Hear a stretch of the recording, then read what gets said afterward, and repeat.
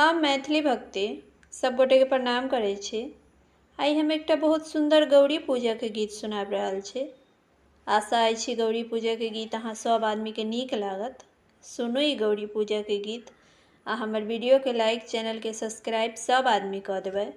जय मैथिली, जय भक्ति। एक सीता सुकुमारी, दोसर जनक दुलारी, दोसर जनक दुलारी, तेसर गिरजा पूजन जाथी जनकपुर में। तेसर गिरजा पूजन जाथी जनकपुर में। अर्जी सुनियो गिरजा माई, जैला मंदिर लौआई। अर्जी सुनियो गिरजा माई, जैला मंदिर लौआई। लाज राखू है माई जनकपुर में। लाज राखू है माई जनकपुर में। एक सीता सुकुमारी,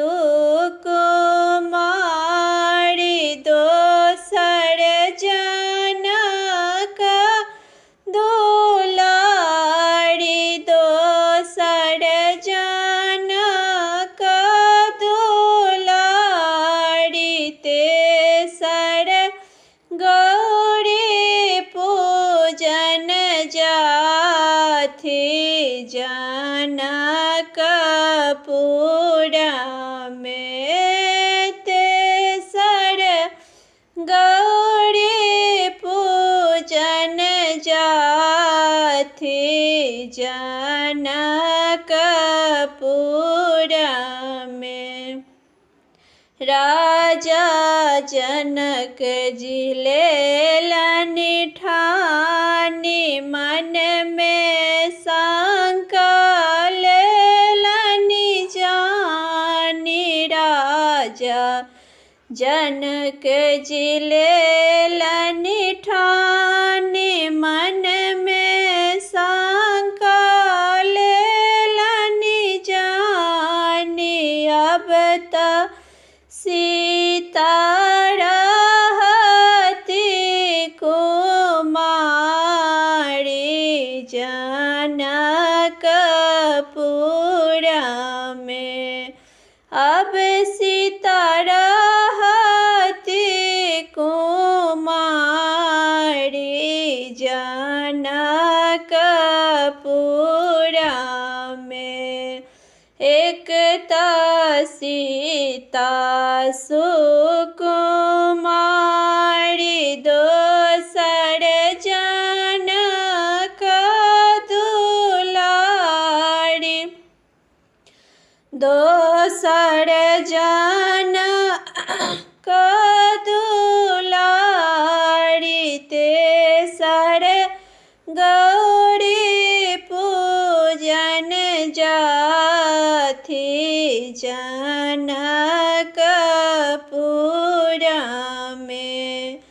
तेसर गौरी पूजन जाथी जनकपुर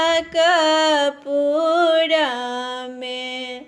राम जी लेलन धनुष तान, मुनि सब देलन मंत्र उचारी। राम जी लेलन धनुषक तान मुनि सब देलन मंत्र उचारि सबके गावथि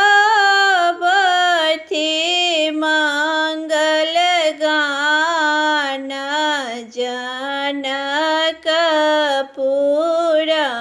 में सबके गावथि मंगल गाना जनकपुर में। एक सीता सुकुमारी